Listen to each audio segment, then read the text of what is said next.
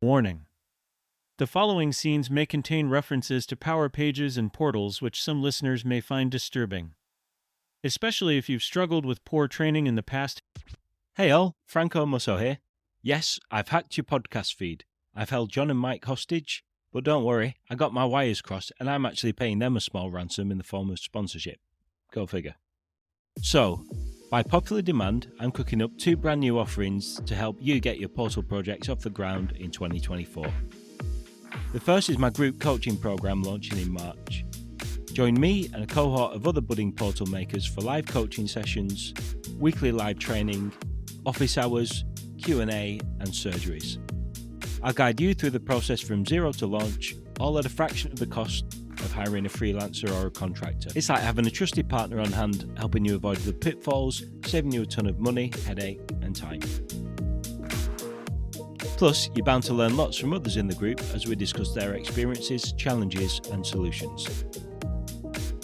To apply, head on over to francomusso.com/group-coaching. You can now take your fingers out of your ears and enjoy the awesome that is Sprint Zero. Hello everyone and welcome to episode 10 of the Sprint Zero podcast. My name is Mike Gowland and I'm here with my co-partner rat in crime, John Russell. Say hello, John. Alright, how are you doing? Are you good? Yeah, I'm very well, John. How are you? Yeah, I'm alright, thank you. Yeah, not bad. And today we are joined by our guest, Griffin Lickfeldt. yeah, that's right. Yeah.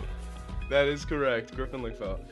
Griffin works at Hitachi Solutions America. He's been there for about 20 months. He jumped into the Power Platform and D365 consulting world directly from graduating university. He admits that before starting at Hitachi, he didn't know the Power Platform or Dynamics. Yeah. Yeah, what's going on? That is correct. Oh. You've got to keep reading. At university. At university, he was a collegiate. How do you say that? Yeah, athlete, collegiate. Maybe collegiate. Sorry, collegiate. Yeah, at university, he was a collegiate athlete who played American football and studied business. So he was aware of CRMs but had no actual experience with them. John, what have you written? I think I know. An intro. I think I know what the problem is. I think Griffin threw us off before we started recording and said that we were intimidated. That's what the problem is. Yeah, nothing like cracking a good joke right before the recording. And it was a joke, but it was very convincing. Me and Mike were like, what? No, I'm totally kidding. No, this is... Oh, that's well good. I am not intimidated at all. It's all good. I'm excited to be here. I can give my own intro if that's okay, Mike. Yeah. Yeah. I am relatively new in the Microsoft Dynamics space. I graduated back in spring of 2022, graduated from college. I was an entrepreneurship and an accounting major. And in my last semester, realized I did not want to be a CPA, which is accountant. And I wasn't too sure where to go and what to do, and really found out about the Power Platform and low code development and consulting through a friend who also worked at Hitachi Solutions, and kind of one thing led to another, and here I am. And it's funny. I didn't have any experience with Microsoft Dynamics before I started, and I was a part of what was called a launch program at Hitachi, which was kind of like I think I was the third iteration, but it was a relatively new program where they were finding people that, had the soft skills of consulting and developing, but didn't necessarily have the technical background of Power Platform or Microsoft Dynamics. And so it was a 3-month or kind of a 12-week crash course on how to, work corporately, how to consult, how to be successful, and how to work in Microsoft Dynamics and Power Apps and Power Automate and everything. So super cool opportunity. I would not be here without that, and here I am. So hopefully that intro. And I also played college football as well. I realize nice. In America we call it college, you guys call it university, right? So maybe the collegiate threw you off, but yeah, that's all right. No, it's because I never went to university and dropped out of college, which I guess would have been, is that the equivalent of high school? Is that yeah? So it's actually that I just didn't know how to say the word.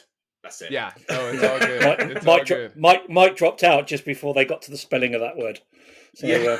yeah. Yeah. So you said about that CPA, which is, what does that stand for? CPA? Oh my goodness, I definitely should know. It's certified. Let me Google that. It's Some basically, certified personal accountant, something like that. yeah, probably. It's basically a Yeah. certification saying, hey, you can practice as an accountant and audit businesses, and it's an additional exam after graduation. Right. And I was in, like many people, my first kind of initial idea of what I wanted to do, I found I did not want to do, Yeah. and I don't know. It's just funny how it's worked out for me to be here, and Yeah. yeah. And when did you? How late on in college, stroke university, did you realise actually accountancy is not going to be for me? So I was pretty much in my last semester of accounting classes. I was, and so I was fixing to graduate, and I was like, man, I do not really know if I'm this fired up about, taxes, but I I was not, and so um, really just, yeah, like I said, found out about Hitachi through a reference who also worked for the company, and I was like, that actually seems pretty interesting. I've definitely always been interested in tech and um, not necessarily software.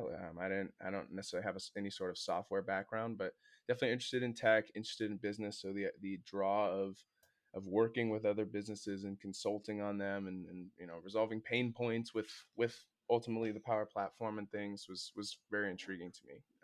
And Nice. And what was yeah, that? What was the stuff that you were doing at the Hitachi program that you did? What kind of things did you yeah. learn there about consulting? Can you go into like maybe specifics of that? Yeah, I mean, I'll be honest. It was I guess 18 months ago now. So I don't necessarily remember every conversation, right? But it was a lot of. So it was 3 months, and kind of the first month was um, really just spent time, like, I mean, because some of us were recent college graduates, some of us were what they called career pivot, or people that had been working and didn't really like what they were doing, and again, kind of like me, didn't have a ton of experience but had the soft skills of consulting and whatnot. So um, yeah, some of the conversations were really just around, I think, how to consult. There's a good book called Getting Naked, and it's about Yes. and so it's which just covers the concept of like just being truthful with clients, being vulnerable. Like, don't act like you know everything. Don't act uber professional. Just be who you are. And so that's kind of a Yeah. concept. And someone had referred me to that book and that program, and kind of learning things like that, and just what it means to be a professional in the space, and Yeah. um, yeah. I think No, Mike, you mentioned that book before, haven't you? I I think. read that very recently. It's a very, very good Really, book. Yeah. very cool, Yeah, very cool. literally 2 weeks ago, I think I finished it.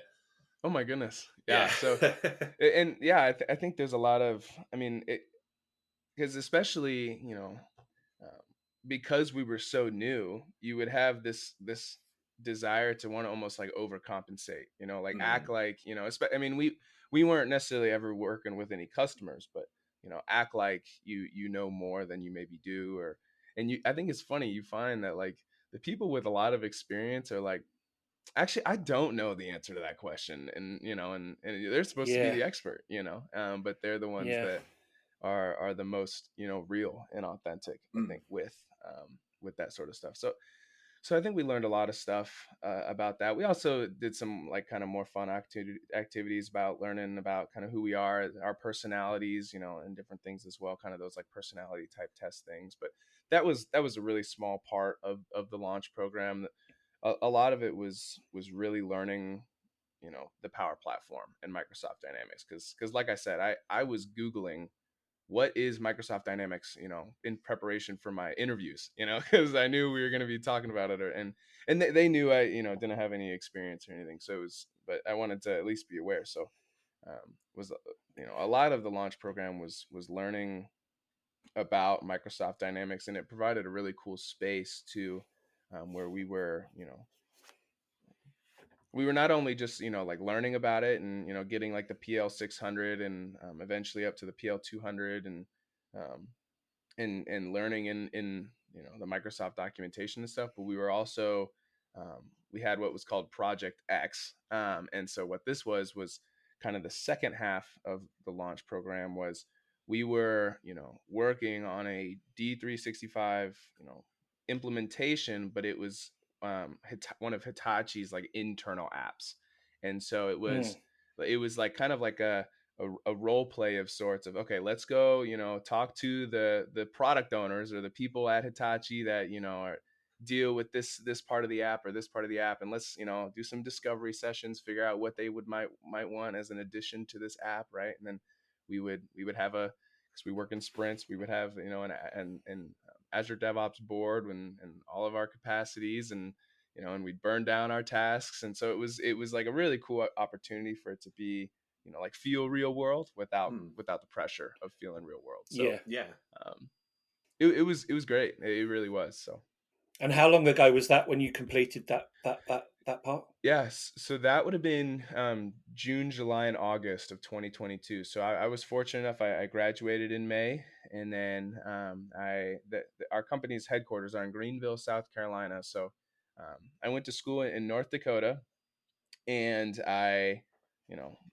about a week or so after I graduated, I packed everything in my car, and they wanted us to be on like in person for the launch program. I work remotely now, and pretty much everyone at the company does. I mean, there's some people that work kind of hybrid, but anyway, so pretty much everybody in this launch class, there was up to like 20 of us across the company,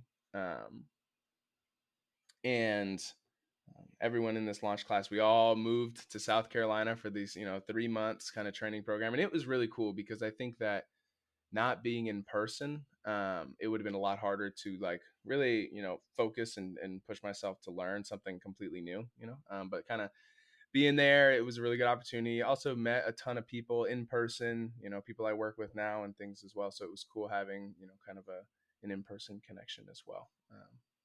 And so yeah, that's kind of, I guess, what the launch program looked like. Um, and I think it's really cool. I don't know how many opportunities there are out there in Microsoft Dynamics space for situations like that, but I'm really fortunate that I was able to be a part of something like that. That sounds fantastic. It sounds very similar to something I did when because I was originally a photocopier engineer, so worked on what you call Xeroxes, I guess, over there, just copy machines. And I went through nowhere near as intense as that, but it was like a 6-month program where we literally we had no idea how a printer worked, but we were going to learn to the point that we could then go out and actually repair basically anything. But yeah, those programs are fantastic to like really kickstart your career. You mentioned that when you were about to go for an interview, you were Googling what is Dynamics 365. But if you think to today, where do you now go for learning resources, whether it's Dynamics or Power Platform? And what's your favorite way to digest content?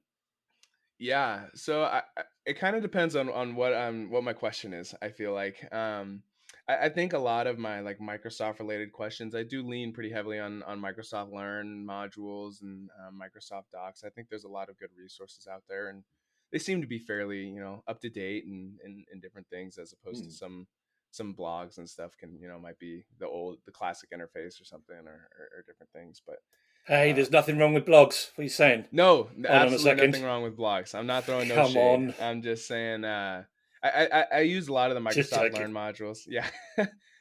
Especially if I'm necessarily maybe studying for a certification or different things, right? I think that, they kind of tell you what you need there and kind of bring it to you. For other things, I personally love learning through YouTube videos. So I try to find as much content. I find that I like watching a YouTube video as opposed to like going and reading a blog. And I know that might make me different than a lot of other people, but I like, having the visual, having the audio, and having like both of those, help teach me. So I try to lean on YouTube as well, and things. So there's obviously you included, but there's a load of great content creators on YouTube. It's kind of exciting.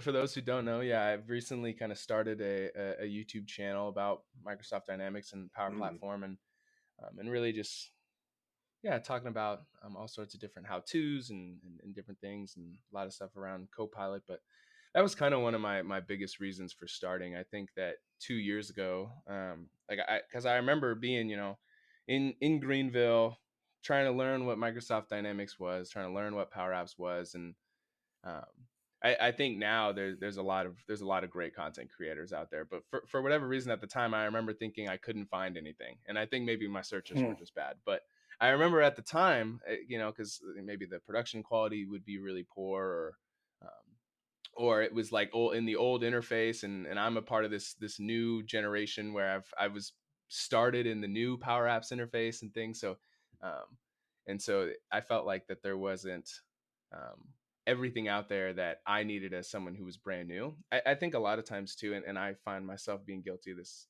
as well, that especially if we've been in the space for a while, we can talk and use words and language that does not make sense to somebody who's brand new to the space. We're talking about like the word interface or something. Like, what is that? What is that talking about? But like to us, it's like, what do you mean? It's the interface. It doesn't, or an integration, or all these things can feel like, what is this? But to me at the time, I was like, I have no idea what this is. And so that's a very interesting one. That's a very interesting one, because like when I write some stuff on my blog, sometimes I wonder how, like, is it too on the technical side if someone is kind of going into it? And I said it a few times on this podcast, one of the main reasons why I write blog posts is because I need to remember what I did the last time I did it. And so sometimes maybe I need to kind of think about possibly, the reader as well as me. That sounds quite selfish, but maybe I need to think of the wider reach of people that will maybe be reading it. Your website is, how long have you been doing that, citizendeveloper365.com for? Yeah, so I kind of started working on the channel and then eventually the blog about in last September. So what is that, 5 or 6 months now? And so I've just kind of really since I kind of started, I had this idea to do something like that, and just the timing wasn't right and things until about last September. So about 6 months in, and it's been fun. Yeah, go ahead. Nice. And how do you manage it? Like, do you set aside time to do it? I mean, I don't really know what your family life is like and how busy that is, but that seems to be a common theme that's difficult for some people. Definitely. So I'm fortunate. I am married. I do have a wife, but I do not have kids. So I do have, a little bit of responsibility outside of work, but not much. And as far as kids go. And so my schedule kind of allows me to, my wife goes to grad school, and she also has an assistant. She graduate school, pursuing a master's. And so she also works for the university. So she's out of the house 10 hours a day, most days. And so that, kind of with my 8 hours of work gives me a free 2 hours, and I guess I could spend my time playing video games or hanging out or wasting my time. But I've been trying to really focus on, taking the opportunity. And so I try to spend anywhere between an hour to 3 hours every day on either creating a blog post. Maybe I'm working on some thumbnails. Maybe I'm editing a video. Maybe I'm recording a video and different things. So I try to, really just kind of little chunks every day throughout the day. Is that 3 hours a day, 7 days a week, or do you take Saturdays, Sundays off? No, yeah. Sometimes if there's like something I'm almost done with on a Saturday morning, I might, finish it, like polish it off on, in the morning for an hour or two. But we really try to not do anything on Sundays. Her with school, me with anything work, and really try to rest those days because it's important. Yeah. And then Saturdays are normally, we're hanging out as well. So so that's mostly just during the week. But yeah, so probably anywhere between, I guess, 7 to 15 hours a week. Okay. Good. So nice. I mean, sorry, Mike. Yeah, go on. So John says this is really unhealthy, but I think the key, like he said, is actually having a schedule. And I'll quite happily show you what my schedule looks like. Yeah. John says this is unhealthy and not good. No. I didn't say it was unhealthy. Unhealthy is the wrong word. Basically, I literally have to I block out all of my time Yeah, for yeah. I everything. love it. Yeah. So like even so, I have a kid, so I've got to take kid to grandparents in school. Got to do grandparent runs. Got to work. And then I get these little blocks, these little like purple blocks. Yeah, that's my hobby. That's my hobby time. Yeah, But my that's hobby awesome. is also like podcast, blog. I mean, For sure. Anymore. Yeah, schedule's so important, I think. And I think also what's important, Mike, is and not that we've got basically a model-driven app and Dataverse in the background that and does like loads of automation with Power Automate for the podcast. So like the invites when we schedule someone in, all of that, the form that you fill in, that all goes into a Dataverse table, and then it's all through a model-driven app, which is pretty good. Yeah, and I think we basically just had to do that, Mike, because it would be a bit crazy otherwise. I think it would be nice to work out how to automate the Zencast on the other side. You can't, but we have upgraded our Zencast subscriptions. Now we can schedule episodes up, which allows me to like batch the editing, which is really good. Whereas before we were like doing one a week, and then I was trying to do like 2 or 3, but then they would just be like sat, and I would have to upload them at a certain time. So like that Wednesday night, I'd have to like get on and make sure I'm there at 11 o'clock at night, hit go. But now it just literally I think we've got like 4 in the pipeline ready to go out over the next 4 weeks now. So like it's $20 extra a month, but like the amount of like value I get back from like being able to be more flexible with my time is so worth it. Definitely. That batch recording you mentioned, for anybody that's maybe thinking about making content, whether it's related to Power Apps or not, I found as well that making YouTube videos, like there can be a lot of setup just because I haven't spent a ton of money on equipment or anything, but I do have a couple nice lights, and I use my phone as my camera, so I don't have a camera, but setting up the microphone. Yes, I do. I use my iPhone, and so I got a couple decent lights, and then setting up my phone on a nice tripod. But I found that what I've tried to do is try to record 3 videos at a time. So I'll kind of write out. I have a script of sorts I'll kind of write out. So then I'll record all 3, and I find that it's a lot better time saving wise, because then the time spent of like setting up the lights, making sure things look good, kind of test recording 1, test recording 2, and that way I only have to do that once every 3 videos, as opposed to having to do that every video. So that's I'm blown away that you're using your phone, because I've actually got one of your videos up at the moment, and like I wouldn't have known that.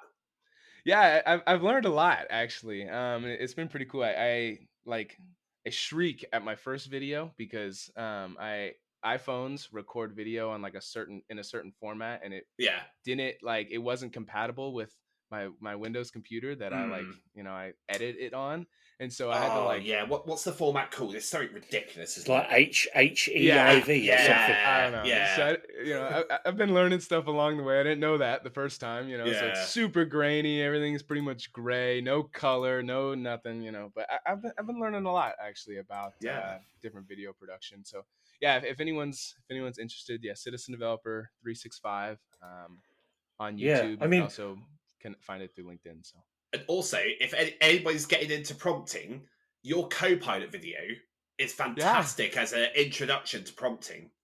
Thank you. It's so good. Thank you so much. I appreciate that.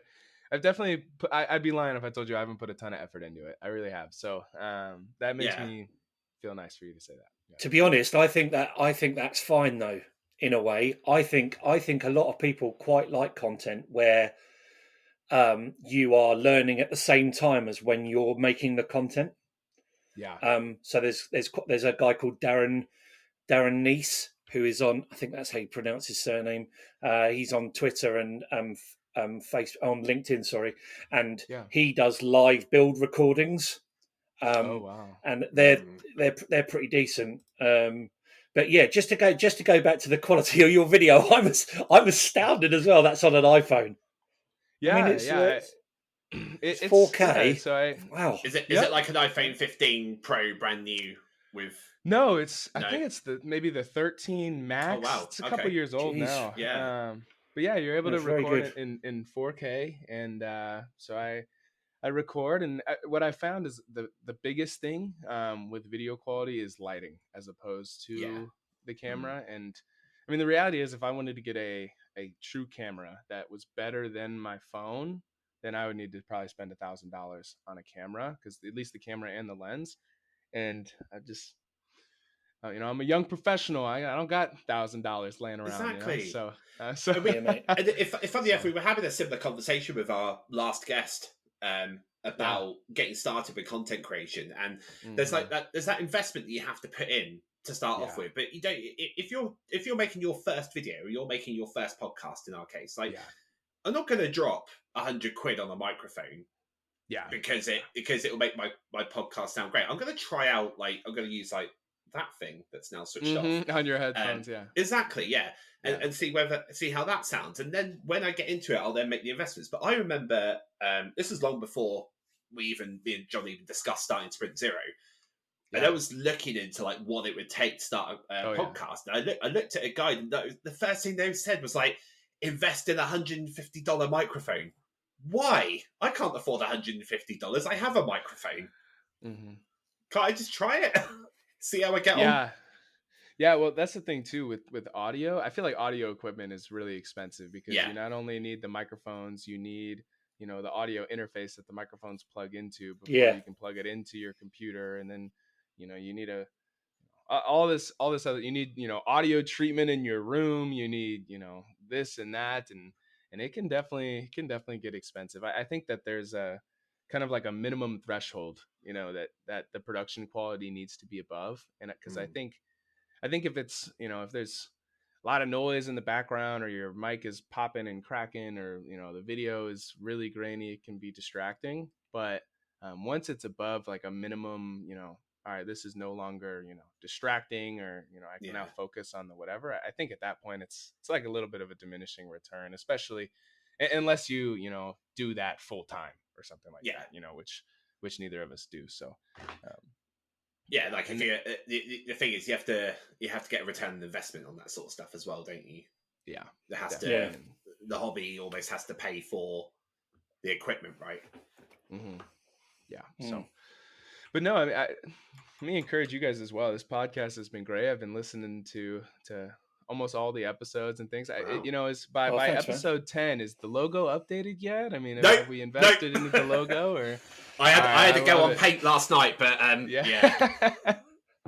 I think we need to show Griffin the other logo. I think I saw. Was there one that was red or something too? I feel like I saw a red one somewhere. Maybe. Have you seen? Oh no, I don't think you've seen it. So for people who are listening, we're now going to show Griffin the official Sprint Zero logo. Depends if I can find it. You had it yesterday. I did have it yesterday. I won't spoil it for the listeners. I won't spoil it. I think your reaction might I actually can't remember where I put it. Okay. All right. We'll come back to that. Yeah. Next we have this section called Uncomfortable Corner. And basically we want to try and find out when was the last time you were kind of uncomfortable. It can be like uncomfortable. Hold on. Yes. There we go. Sorry. Yeah, I mean, there's no production spent here, eh? Apart from that voiceover, whoever that was. I mean, you spent lots of money on that, didn't you? I love it. No, actually, so I've got a new one coming, and I spent 76p on the music pack. Brilliant. For 76p. Yeah, great. Humble bundles all the way. Humble bundle. So Uncomfortable Corner. So when was the last time, and it can be inside or outside of work, when was the last time you felt uncomfortable? And maybe if you can explain how you felt, what you did to kind of get through it, and what you learned from that kind of thing. And it can be well, talking of uncomfortable. That's uncomfortable. So Mike has now Mike has just shown Griffin the Sprint Zero logo. Wow, I'm really appreciating this inside peek here, guys. Behind the scenes, it's good, isn't it? Yeah. Can you tell the difference between where our heads start and where the bodies start? I feel like we need to explain this to the listeners here. You know, we got Mike and John's heads on some very large wrestlers, you know, holding some belts and with Sprint Zero over the top of it. And I actually cannot tell where the heads stop and the bodies begin. Nailed it. I knew it. Nailed it, Mike. Nailed it. Yeah. Yeah, I was gonna say, John, you look a little slimmer on camera than you do in this photo, but Thanks, mate. Cheers. yeah, My alternative name is Typhoon. You Yeah. can't really see that. Yeah. And mine's Earthquake. Yeah. You guys are hilarious. All right. Nice. Uncomfortable corner. Yeah. So right now, pretty uncomfortable. Yeah. I'm just kidding. That's the second time you've done that to me, and I fell for it both times. No, I'm just kidding. No, I actually. So I call myself a young professional. If someone's listening this far, and I don't mind admitting. So I'm 24. You know, I don't have. You know, I graduated college and got into this and so I definitely am. You know, don't necessarily have a ton of the professional background or experience as a lot of my colleagues might. And I think sometimes. Well, anyway, so yeah, I'm a storyteller here. So here I am telling the story. And so. Just a bit ago, I actually had an opportunity to visit. You know, we call them going on site or visiting. You know, a client's headquarters for a project I'm working on or have been working on, and so we were basically doing a blueprint delivery. We had been kind of blueprinting Dynamics solution, and this was the whole team. You know, we were all coming from all over, and we were going to the on-site, and we were presenting the blueprint and getting sign off so we could then start with build. And I was I'm the CE consultant with Microsoft Dynamics CE, and I was kind of in charge of presenting some of the business process maps that we had in the blueprint of, okay, here's kind of your sales process, here's kind of your customer service process, here's your marketing process, and here's how we're going to integrate this process into Dynamics. And so we had kind of decided on the delivery of this this blueprint would be a 200 slide PowerPoint deck to the client of everything about the project. And my slides happen to be pretty much last, just because the CE was a smaller portion of the whole project. And so 7 hours into this presentation, I mean, we had breaks obviously and everything, but it's getting towards the end of the day, and now Griffin's up to present, as if everyone's really still attentive and listening. Right at the end of the day as well. Right at the end of the day. Pretty brutal, yeah. And so I was definitely nervous because this was the first time I had been on a business trip, and now here I am kind of presenting, as the consultant, I'm presenting for what me and the architect have put together. And so I was definitely nervous, and get up there, and I don't necessarily, I always feel like I have the skills of being a communicator, and I'm not horrified of public speaking. So not so much as that, but I'm up there and I'm kind of talking through the process, and what we call the product owner, or basically the people that we had been working with through the blueprint that were involved in these sales processes, was like, nope, that's wrong, about a step in the process. And I'm like, what do you mean it's wrong? That's not what I said, but in my head, that's what I'm thinking. I'm like, we've been meeting for the last 3 months talking about this process, but we had misunderstood it. And so I was definitely, caught off guard, because here I am, in front of this room full of executives, of this company. And, at the end of the day, no one probably wants to be there anymore. And now here's this young guy, talking about a process that's wrong, and so, yeah, I was on the hot seat for a little bit, but it was good. Like, everyone was respectful. I don't want it to seem like I was getting, like that, but it was definitely a really cool opportunity. And what I learned was, it's so funny. Like, looking back at it, it's like, dude, why did you not do this? But I definitely should have met with the product owner before the blueprint to kind of go over the processes we had mapped of and kind of go through a drafting cycle. Because, we had done one, of our team that was at Hitachi that was, okay, this is kind of what they said. This is, it's whatever. And we had all kind of like, yeah, this looks good. And so this was our understanding of it. But definitely a miss on taking that then back to the client and being like, hey, how does this look before we get into the blueprint, and different things. And so I think that was a big learning opportunity. And it's obviously, can be applied to bigger than just, in blueprint with process maps, but just continuously working with the customer, right? And getting their assurance and checking with them. And so I think that was a good learning opportunity for me. So. Yeah, and those kind of experiences build really good rapport with the client, though, because it's how you recover from them. And the product owner probably knows, I would imagine you come across as the kind of person that's probably sorted that out probably pretty quickly. And then you've gone back to the product owner, shown them what it is, and they're like, yeah, great. And now you're going to be getting Christmas and Thanksgiving cards. So, yeah. Yeah, and it was funny because I was kind of feeling like, I had all day, I'm just sitting here ready, thinking about my presentation and, just calming my nerves. And then like after I was like, dang, that just did not go well, was feeling pretty bummed. And I kind of had like two parts to my presentation in a sense. And so that like the first part was where there were all these problems. So then, there was, I guess, a couple slides between my first part and my second part for someone else. So I had a really tough first part. I was like, you got to be kidding me. I got to go back up there now here in 10 minutes, and conclude the day. But the second part went a lot better and different things as well. So I felt good about how I,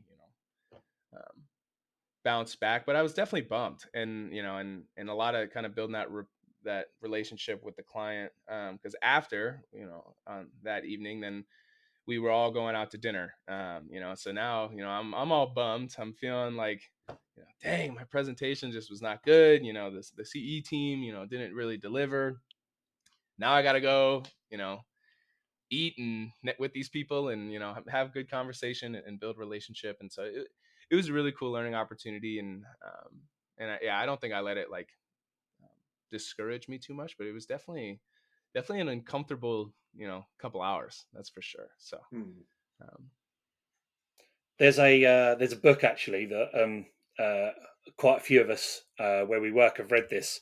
It's called "Will It Make the Boat Go Faster?" Yeah, and there's a key bit in that about bounce back. They actually call it bounce back ability. Yeah, and your ability to get back into the zone when you need to, when you've had a bit of a knockback. It's really interesting, actually. I think you'd like it, Griffin, especially because it's all done from the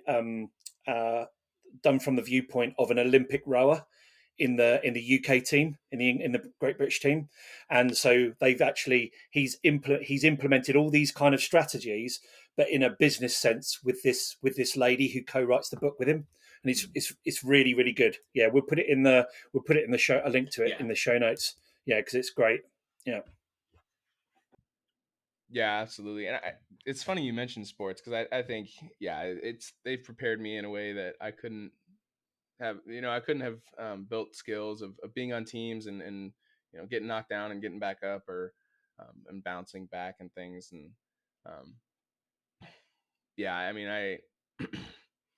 I think that's one thing that's really, really cool. So I'm happy you mentioned that. I've definitely I'm about done with my current book, so I'm excited to get that one. So nice. Okay, well, thank you very much for joining us today. I really appreciate it. Thanks for taking the time. Sorry it's a little bit early for you. You can find the Intimidating. Only joking.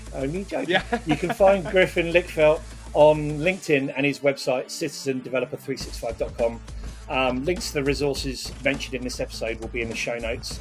Music today was provided by Ken Like Fit. You can find his music on Spotify, the link to which you can find in the episode show notes, along with additional music including Mike's 76p steal on wherever you found that. Be sure to subscribe to this podcast so you don't miss the next episode. And we'd really, really appreciate it if you could give us a follow on LinkedIn. And if you're enjoying the podcast, please give us a 5-star review on your chosen podcast platform. Thank you very much. This has been Sprint Zero. We've been Mike Gallen. Say goodbye, Mike. Goodbye, Mike. And Griffin. Say goodbye, Griffin. Yeah, goodbye, everyone. Thanks for having me. And I'm John, and we will see you on the next episode. See you later. Love you, Mike. Love you, John. Bye. See you. Warning. The following scenes may contain references to power pages and portals which some listeners may find disturbing. Especially if you've struggled with poor training in the past. Hey all, Franco Musso here again. Quick update on that hostage situation. Hopefully the smell isn't coming across the airwaves. I haven't let the guys use the bathroom yet, so the joke's definitely on me. Anyway, big announcement. I'm finally releasing my online Power Pages course. This has been 5 years in the making. It's tried and tested on citizen devs and portal makers all around the world. It's the course I wish existed when I was getting started. It's practical, it's hands-on, and it's project-based, so you're not wondering how the heck this would apply to the real world. I've built in battle-tested lessons I've learned from tens of successful portal projects across various industries, budgets, and geographies, and I've formulated the most efficient route from zero to heroic launch.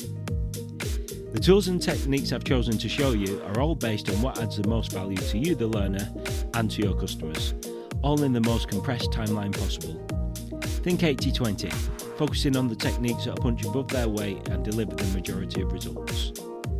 You'll get video lessons, a repeatable framework, and some super helpful worksheets. Visit francomusso.com/power-pages-course and register your interest. Disclaimer, this course isn't for you if you prefer hours of slides, theory, and little to no action. You can now take your fingers out of your ears and enjoy the awesome that is Sprint Zero.